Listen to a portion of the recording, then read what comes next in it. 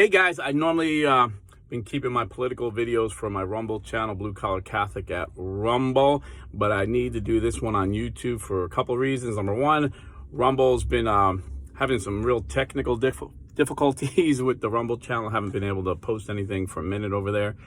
I started that during the pandemic, and I've said things that I couldn't say on YouTube, and things that people still haven't said.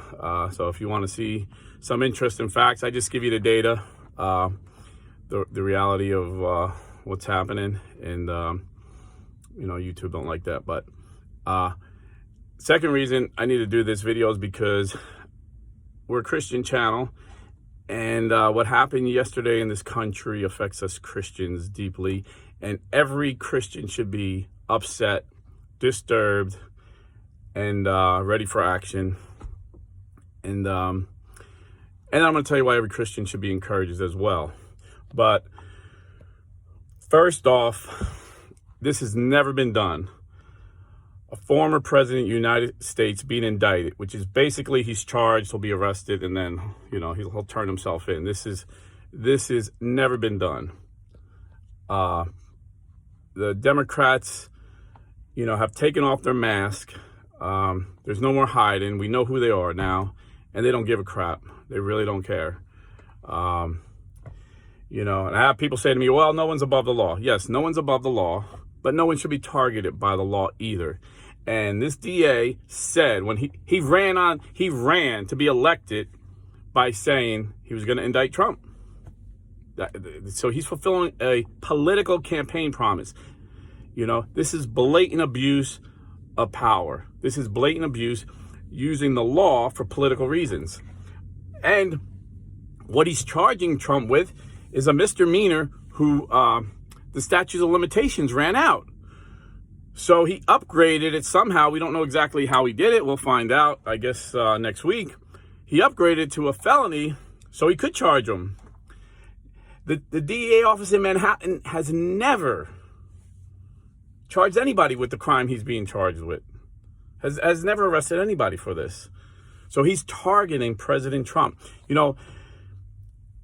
Our country has always separated the legal system with the political system. We did not want to be like communists. The Soviet Union, where Stalin's secret police was famous, the leader of the secret police was famous for saying, show me the man and I'll show you the crime.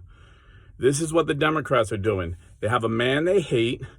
So for the past 6, 7, 8 years, they've just been suing him, trying to get him on every which way with false allegations, with trumped up charges. This is ridiculous. And again, you say no one's above the law. But to arrest the president of the United States, it should be something so egregious. This is something in 2008, we're talking way back. Supposedly, he had an affair with this woman. And in 2015, his lawyer paid her, I think, like $130,000 to sign an NDA not to talk about it. But this woman, Stormy Daniels, says the affair never happened. She said the affair never happened. So they had some kind of relationship. Something happened. She said it wasn't an affair. But Trump didn't want to embarrass his family, wanted to keep her quiet. That's not even, people do that every day in New York City. All these rich people. That's common. That's not against the law. What they're saying is because he was running for president, somehow he used campaign money, and that would be breaking a federal law, finance campaign law, to pay. But his lawyer, under oath, said that he paid without even the knowledge of Trump to protect Trump. And Trump never paid him back. Now, all of a sudden, he's saying Trump reimbursed him. But this guy is convicted felon for lying under oath. And his own lawyer, his defense lawyer, his attorney, said he's a chronic lawyer. He just came out publicly, went to the grand jury, said you cannot base this case on this guy. This guy's a liar. He's lied under oath. He's a liar. He's just trying to save his skin. So that's what it's all based on. They're going to arrest the president of the United States for that. And again, if you're still saying no one's above the law, well, how about this? Hillary Clinton, James Comey, when he was FBI, said Hillary Clinton was guilty of breaking all kinds of federal laws. They had found like 10 emails, top secret emails on her personal server. And then when they asked her for the 30,000 other emails, they handed over the computer. Somehow, I'm not a computer guy, but they use bleach bit. From my understanding, that's what the mafia uses when they hand over computers to the FBI. And on top of that, her aide smashed all her computers and iPhones with a hammer. So the FBI couldn't see all these emails. But guess who's seen a few?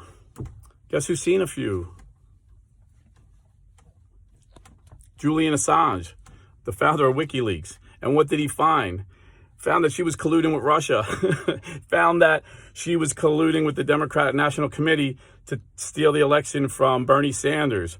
This is why Donna Brazil, when she worked for CNN, this came out in the Julian Assange emails, that she handed Hillary Clinton the questions to a debate she had with Bernie Sanders.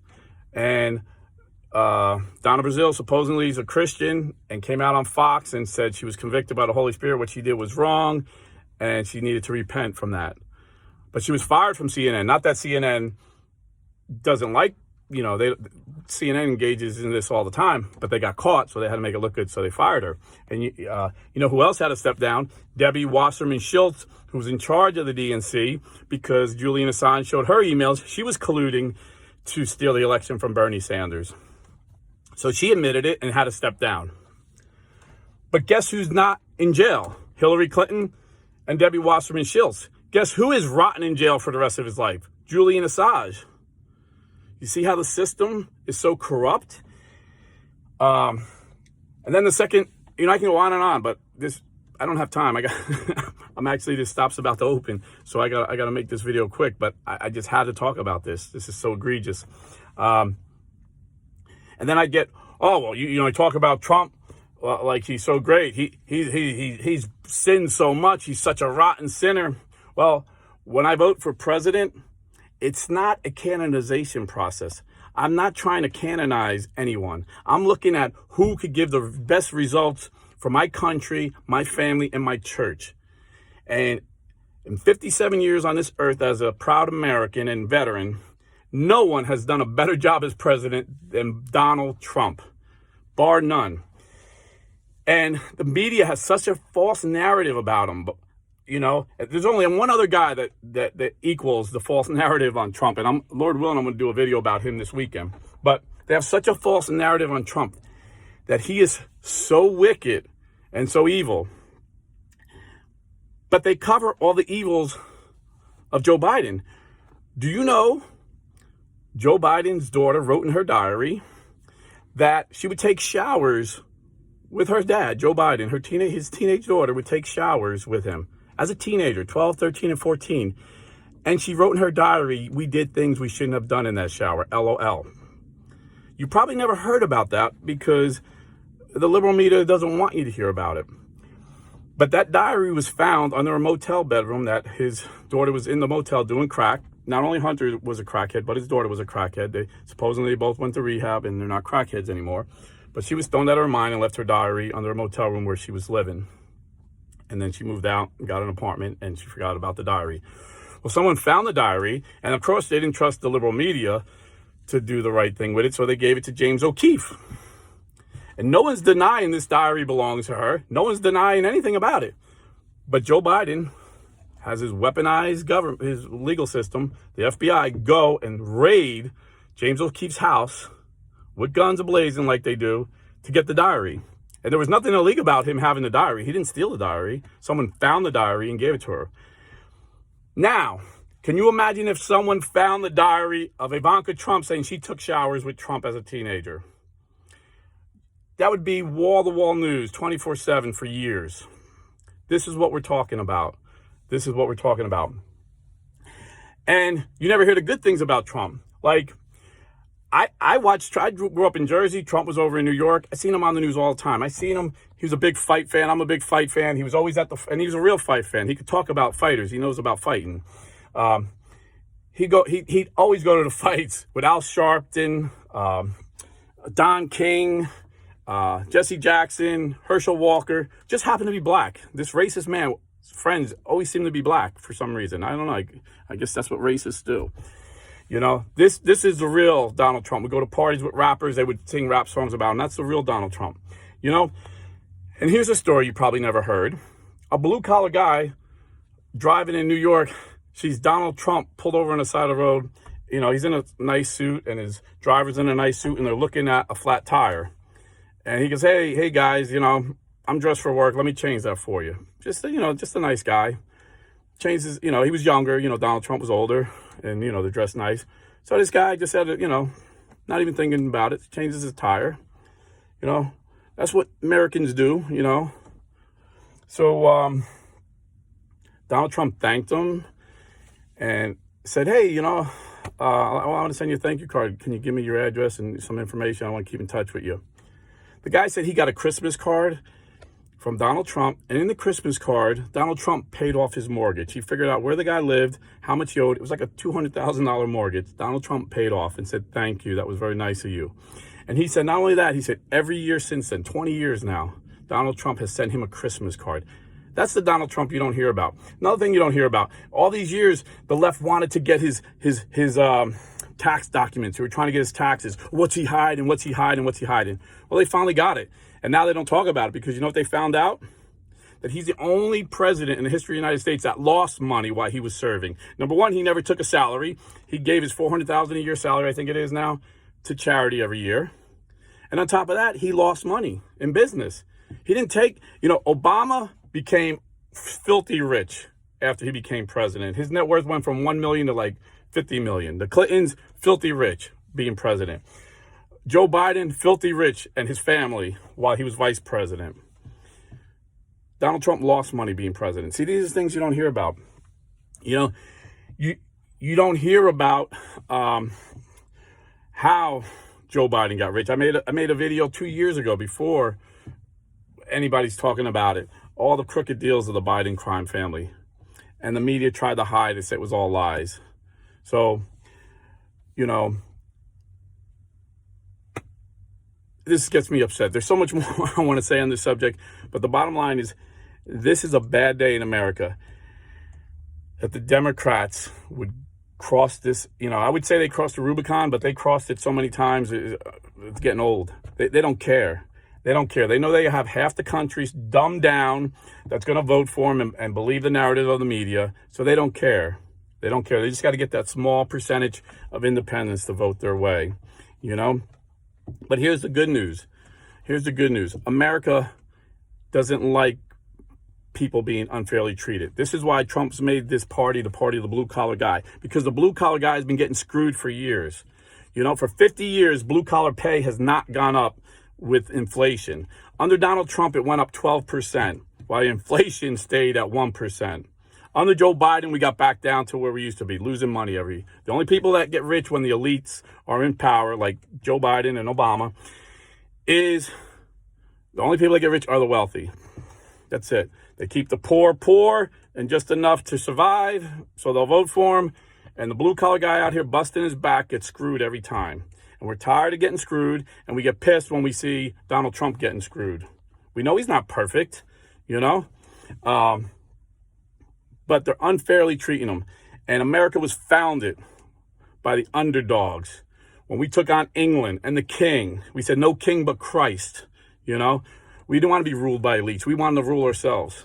So we like the underdog. This is why Rocky was such a big hit. When they're saying, stay down, Rocky gets up. This is why my favorite movie of all time is Cinderella Man. We love an underdog. And we don't like when people get fairly entreated. And I guarantee you, this is going to get Trump reelected. Because I've been battling. I love Ron DeSantis. I live in Florida. He's the greatest governor bar none. And I would love to see him president. But we cannot let them ruin this man the way they're ruining Donald Trump. He has to win. We cannot let him lose. We have to let him win. And I know many Republicans that were kind of iffy. They like Trump. They like DeSantis better, but they're like, nah, we got to stick with our guy Trump. So we need Trump to go in and win. And he's going to win the primary. People are so fired up. You watch his poll numbers. He's going to win the primary. He's going to be the Republican nominee. And then all he has to do is compare his record of peace and prosperity to Joe Biden's record of chaos in the world and the worst economy in 50 years, the highest inflation in 50 years, the highest gas prices. And us that believe in truth are going to vote for him, and the half that's dumbed down and believes this false narrative about him won't. And that little 10% in the middle, the fickle Americans, are going to vote their pocketbook like they always do. And they're like, well, I was much better off under Donald Trump. And Donald Trump will be president again. I guarantee you that. And why do they hate Donald Trump so much? Well, it's funny. Obama weaponized. He was the first one to really weaponize. Since J. Edgar Hoover, he weaponized the FBI. But Obama really weaponized the whole government. He put his people in places. And we seen it when it came out, what was her name? Ms. Lerner, whatever. Lisa Lerner. She was the head of the IRS, I think, at the time. They audited, made it very difficult for over 500 pro-life organizations. They audited them during the campaign when Obama was running for re-election. They bogged them down financially, shut them down financially where they couldn't, they forget about helping anybody. They could barely survive. He weaponized the IRS against the pro-life community, and not one pro-abortion rights group got audited. This is a fact. And Lisa Lerner, I think her name was, admitted it on the testimony. Guess who's not in jail? Lerner. Guess who wasn't indicted? A Lerner. So Obama started it. And it's funny because now Biden's taking it to the next level and weaponized the FBI, the DOJ. Again, the IRS, I think it went to Matt Taibbi's house. Matt Taibbi was an independent journalist with all kinds of recognition. No one ever considered him a right-wing journalist. And when he published the Twitter leaks, how Twitter colluded with the government to go against us Americans and Trump and to keep the truth from us. And when he testified, the day he testified on Congress, the IRS went to his house, raided his house, looking at records and stuff. Come on. So they're still weaponizing the government. But why do they hate Trump so much? Why do they hate Trump so much? For 50 years, Republicans were yelling about Republican presidents about how horrible Roe v. Wade was.